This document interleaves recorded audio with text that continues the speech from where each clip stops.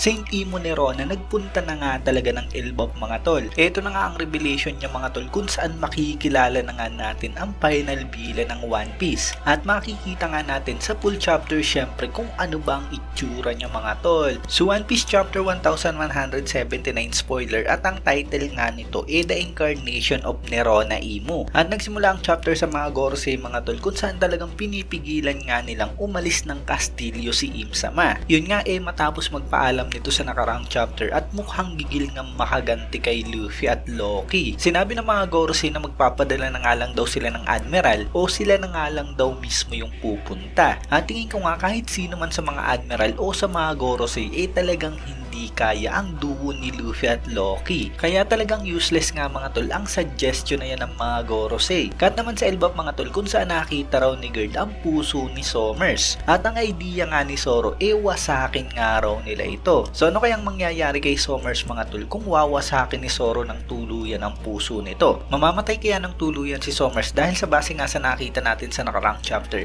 ulo nga at puso na lamang yung natitira sa kanya. Anyway, eto na nga talaga si Im sa mga tol at gaya ng inaasahan natin nag-teleport nga siya dun sa pentagram sa Oras Castle. At sa pagdating araw ni Im-sama dyan mga tol napakatinding conquerors, hackers ang makikita sa kastilyo. At dahil dyan siguradong mararamdaman nga agad ito mga tol ni Luffy at Loki. At kilala na nga nila ang haki na yan dahil sa gumamit na nga ng napakatinding haki si Im-sama nung sumanib siya kay Gunku. Sana may pagkain na nga si Luffy mga tol dahil kung hindi talagang yari nga siya. Siguradong hindi basta-basta si Im-sama mga tol, iba nga ito dun sa nakasanib lamang siya sa mga Holy Knights o sa Gorosei. Nandiyan na nga siya mismo physically at hindi nga malayo tulad nung nasa Marijua. Makikita nga raw natin si Im-sama mga tol sa pinakataas na tower ng kastilyo kung saan dun nga siya nagpakawala ng napakatinding conqueror Saki. At ang matindi nga dyan mga tol, yung mga bahay at yung mga puno na malapit dyan sa kastilyo bigla nga nagkaroon ng buhay, tumawa ang mga ito na parang may sa demonyo. So grabe mga tol, yung conqueror Saki ni Im-sama naaapektuhan nga yung paligid niya. Umaaring parte nga to mga tol ng awakening ng devil fruit niya. Mukhang literal na devil nga si Im-sama mga tol at may halin tulad nga natin ang kapangyarihan niyang ito sa mga homies ni Big Mom. Yun nga lang nagiging evil nga ang naaapektuhan netong si Im-sama kaya siguradong mas matindi nga ang mga ito kaysa sa mga homies ni Big Mom. Anyway, dito naman tayo sa itsura niya mga tol at base sa spoiler kinonfirm nga na isang lalaki si Im-sama. Pogi nga raw itong mga tol at merong itim na ulap na nakapaligid sa kanya. So parang pareho mga tol sa mga awakened devil fruit at sa Gear 5 ni Luffy. Meron nga raw itong mahabang sungay na parang similar kay Kaido at sa mga ancient giant. Pero dalawang araw ang corp nito na parang nabuong letrang S. Wala nga siyang suot na damit pang itaas pero meron nga siyang suot na kapa. May logo nga raw ito pero kalahati lang yung makikita natin. Moreno nga raw ang kulay ng balat ni Im-sama na parang pareho raw sa mga Lunarian. At meron nga siyang buntot na pareho sa buntot ng demonyo na pareho nga dun sa nakita nating tumuso kay Sabo sa Reverie. Meron nga rin daw itong mga puting bilog na tattoo sa katawan niya at meron nga rin daw mata na nakatattoo sa kanang kamay niya. At pati nga rin daw yung kaliwang bahagi ng mukha niya